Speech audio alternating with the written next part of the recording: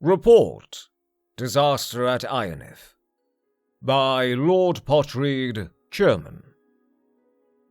An Imperial scripted dispatch concerning Uriel V's invasion of Akavir. Part 1. Preparations. The Emperor's plans for the invasion of Akavir were laid in the 270s, when he began the conquest of the small island kingdoms that lie between Tamriel and Akavir.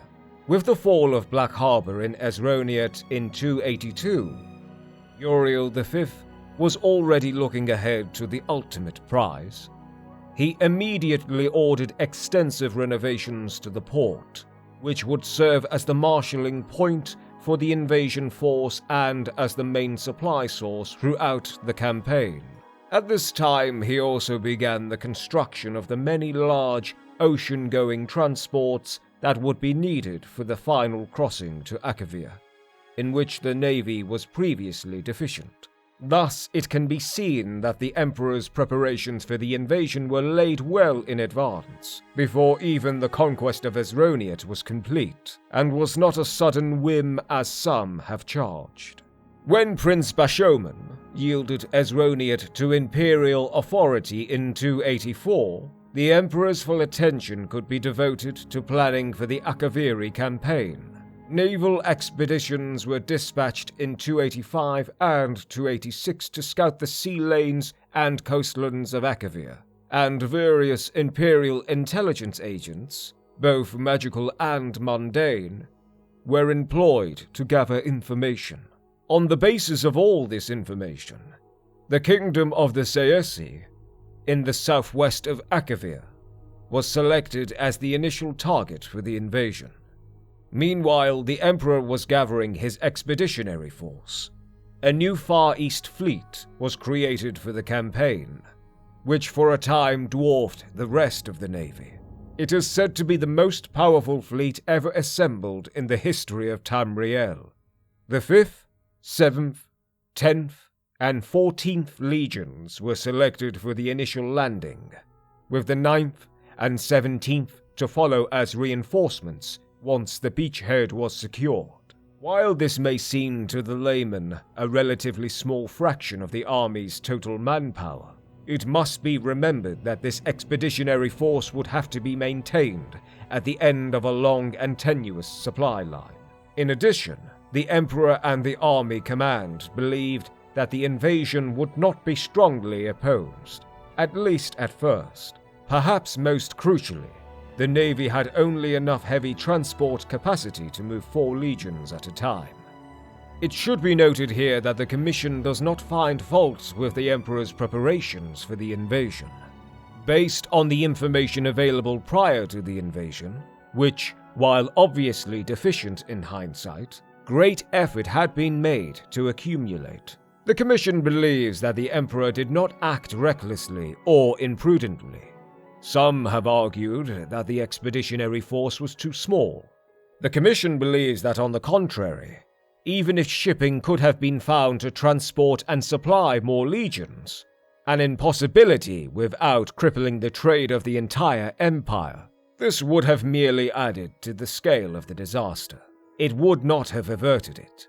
Neither could the rest of the empire be denuded of legions. The memory of the Cameron usurper was still fresh, and the Emperor believed, and this commission agrees, that the security of the empire precluded a larger concentration of military force outside of Tamriel. If anything, the commission believes that the expeditionary force was too large. Despite the creation of 2 new legions during his reign, and the reception of the 5th, the loss of the expeditionary force left the Empire in a dangerously weak position relative to the provinces. As the current situation makes all too clear, this suggests that the invasion of Akavir was beyond the Empire's current strength. Even if the Emperor could have fielded and maintained a larger force in Akavir, the Empire may have disintegrated behind him. Part 2. The invasion of Akavir. The expeditionary force left Black Harbor on 23rd Rain's Hand 288, and with fair weather landed in Akavir after 6 weeks at sea. The landing site was a small Sayesi port at the mouth of a large river, chosen for its proximity to Tamriel as well as its location in a fertile river valley, giving easy access to the interior as well as good foraging for the army. All went well at first. The Sayesi had abandoned the town when the expeditionary force approached, so they took possession of it and renamed it Septimia, the first colony of the new imperial province of Akavir. While the engineers fortified the town and expanded the port facilities to serve the Far East Fleet, the Emperor marched inland with 2 legions. The surrounding land was reported to be rich, well-watered fields, and meeting no resistance, the army took the next city upriver, also abandoned. This was refounded as Ionith, and the Emperor established his headquarters there, being much larger than Septimia and better located to dominate the surrounding countryside. The expeditionary force had yet to meet any real resistance, although the legions were constantly shadowed by mounted enemy patrols which prevented any but large scouting parties from leaving the main body of the army. One thing the Emperor sorely lacked was cavalry, due to the limited space on the transport fleet. Although for the time being the battle mages made up for this with magical reconnaissance. The Emperor now sent out envoys to try to contact the Sayesi king or whoever ruled this land, but his messengers never returned.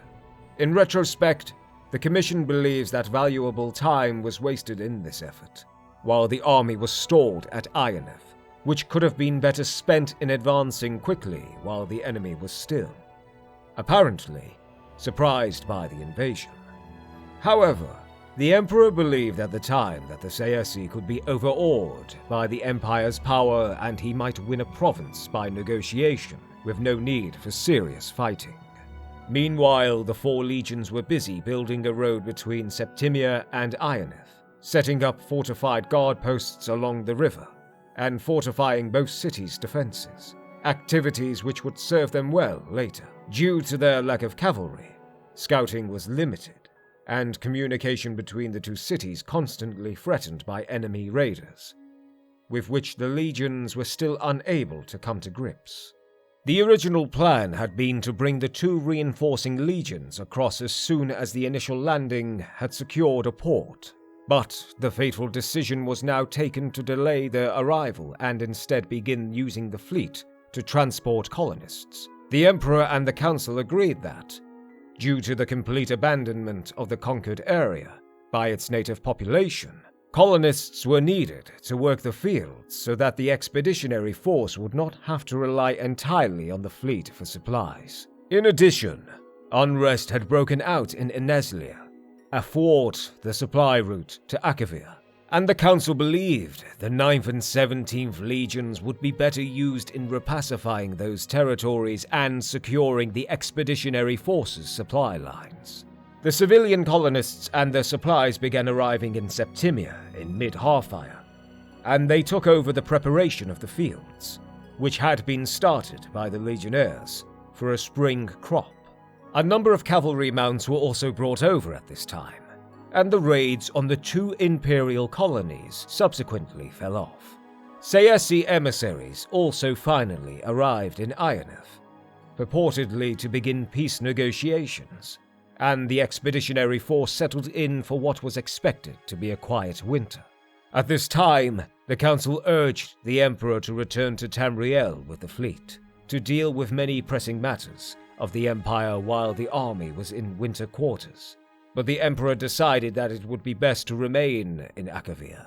This turned out to be fortunate, because a large portion of the fleet, including the Emperor's flagship, was destroyed by an early winter storm during the homeward voyage. The winter storm season of 288 to 289 was unusually prolonged and exceptionally severe, and prevented the fleet from returning to Akavir as planned with additional supplies.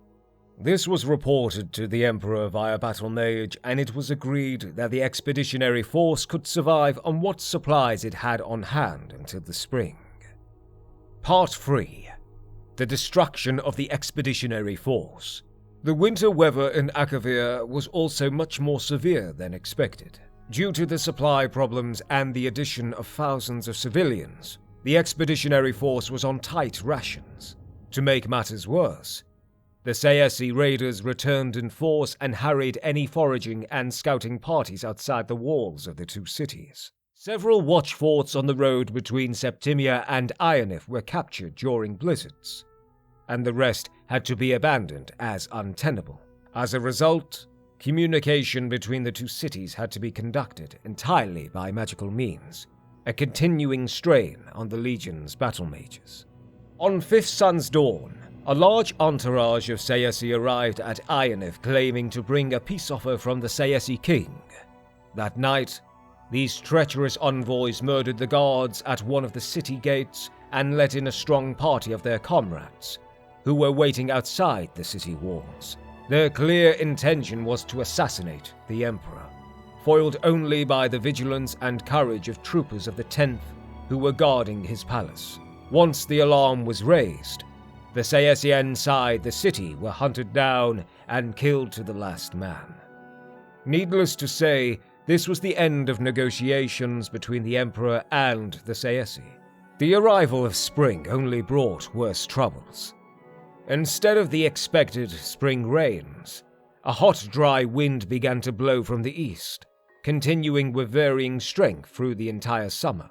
The crops failed, and even the river, which in the previous year had been navigable by small boats far upstream of Ionith, was completely dried up by sun's height. It is unknown if this was due to a previously unknown weather pattern unique to Akavir, or if the Sayesi manipulated the weather through magical means.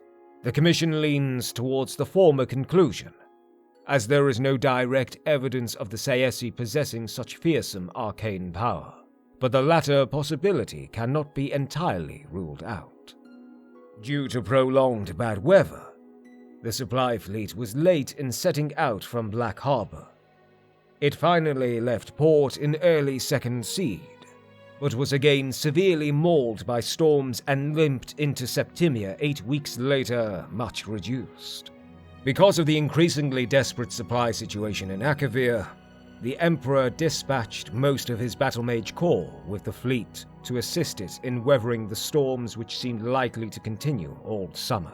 At this time, the Council urged the Emperor to abandon the invasion and to return to Tamriel with the expeditionary force, but he again refused, noting that the fleet was no longer large enough to transport all 4 legions at once. The Commission agrees that leaving 1 or more legions behind in Akavir to await the return of the fleet would have damaged army morale, but the Commission also notes that the loss of 1 legion would have been preferable to the loss of the entire expeditionary force. It is the unanimous opinion of the Commission that this was the last point at which complete disaster might have been averted. Once the decision was made to send the fleet back for reinforcements and supplies, events proceeded to their inevitable conclusion. From this point on, much less is known about what transpired in Akavir. With most of the battle mages assisting the fleet, communication between the expeditionary force and Tamriel was limited, especially as the situation in Akavir worsened and the remaining battle mages had their powers stretched to the limit, attending to all the needs of the legions. However, it appears that the Sayesi may also have been actively interfering with the mages in some unknown manner. Some of the mages in Akavir reported their powers being abnormally weak, and the mages of the War College in Cyrodiil, who were handling communications for the Council, reported problems linking up with their compatriots in Akavir, even between master and pupil of long training. The Commission urges that the War College make a particular study of the arcane powers of the Sayesi, should the Empire ever come into conflict with Akavir again.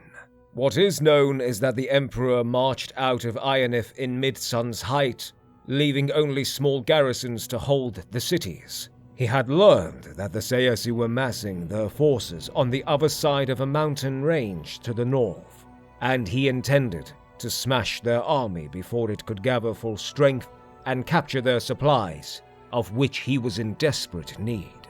This rapid advance seems to have taken the Sayesi by surprise, and the expeditionary force crossed the mountains and fell on their camp, routing the Sayesi army and capturing its leader, a noble of some kind. But the Emperor was soon forced to retreat, and the legion suffered heavily on their retreat to Ionith. The Emperor now found himself besieged in Ionith, cut off from the small garrison at Septimia, which was also besieged. By this time, it seems that the efforts of the few remaining battle mages were devoted entirely to creating water to keep the army alive, a skill not normally emphasized at the War College. The fleet had arrived safely back to Black Harbor, thanks to the Battle Mage Corps, but all attempts to return to Akavir were frustrated by a series of ever more savage storms that battered Esroniet throughout the rest of 289. The Council's last contact with the Emperor was in early frostfall. By Evening Star, the Council was extremely worried about the situation in Akavir, and ordered the fleet to sail regardless of the risk. Despite the continued storms, the fleet managed to press on to Akavir.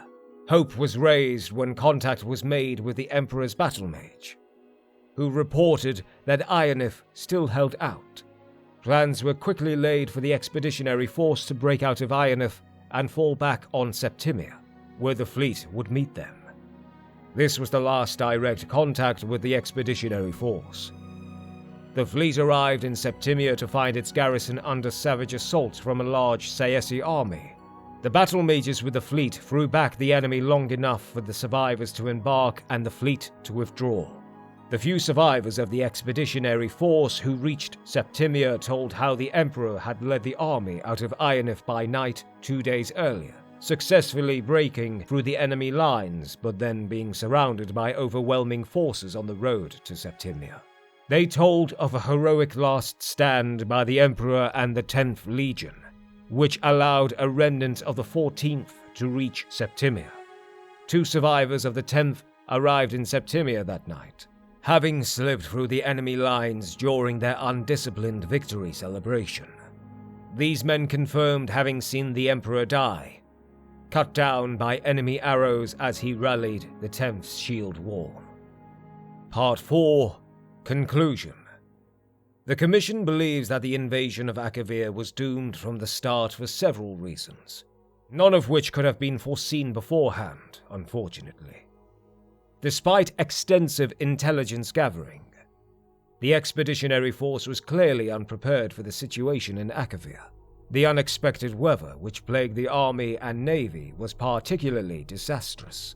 Without the loss of a majority of the Far East fleet during the campaign, the expeditionary force could have been withdrawn in 289. The weather also forced the Emperor to assign most of his battle mage corps to the fleet, leaving him without their valuable assistance during the fighting which soon followed. And of course, the unexpected drought, which struck Ionith during 289, dashed the hopes of supplying the army locally, and left the expeditionary force in an untenable situation when besieged in Ionith. The Sayesi were also much stronger than intelligence reports had suggested. Information on the size of the army the Sayesi were eventually able to field against the expeditionary force is vague, as the only serious fighting took place after regular communications were cut off between the Emperor and the Council. Nevertheless, it seems likely that the Sayesi outnumbered the Emperor's forces by several times, as they were able to force 4 crack legions into retreat and then keep them under siege for several months. As was stated previously, the Commission declines to criticize the initial decision to invade Akavir. Based on what was known at the time, the plan seemed sound. It is only with the benefit of hindsight does it become obvious that the invasion had very little chance of success. Nevertheless, the Commission believes several valuable lessons can be taken from this disaster. First, the Sayesi may have extremely powerful arcane forces at their command. The possibility that they may have manipulated the weather across such a vast region seems incredible, and it should be noted that 3 commissioners strongly objected to this paragraph even being included in this report. But the Commission believes that this matter deserves urgent investigation. The potential danger is such that even the slight possibility must be taken seriously. Second, the tesv appear to possess no navy to speak of. The expeditionary force was never threatened by sea, and the Far East Fleet fought nothing but the weather. Indeed, initial plans called for a portion of the fleet to remain in Akavir for use in coastal operations. But in the event, there were very few places where the large vessels of the fleet could approach the land, due to the innumerable reefs, sandbars, islands, etc., that infested the coastal waters north and south from Septimia. Due to the utter lack of trees in the plain around Septimia and Ionith, the expeditionary force was unable to build smaller vessels, which could have navigated the shallow coastal waters. Any future military expeditions against Akavir would do well to consider some way of bringing a means for inshore naval operations in order to exploit this clear advantage over the tesv, an advantage that was sadly unexploited by the expeditionary force. Third, much longer-term study needs to be made of Akavir before another invasion could even be contemplated. The information gathered over the 4 years prior to the invasion was extensive, but clearly inadequate. The weather conditions were completely unexpected, the tesv much stronger than expected, and the attempted negotiations by the Emperor with the tesv a disaster. Akavir proved alien beyond expectation, and the Commission believes any future attempt to invade Akavir should not be contemplated without much greater knowledge of the conditions, politics, and peoples of that continent than presently obtains. Finally, the Commission unanimously concludes that given what we now know, any attempt to invade Akavir is folly, at least in the present state of the Empire. The Empire's legions are needed at home. One day, a peaceful united Empire will return to Akavir and exact severe retribution for the disaster at Ionith and for our fallen Emperor. But that day is not now, nor in the foreseeable future.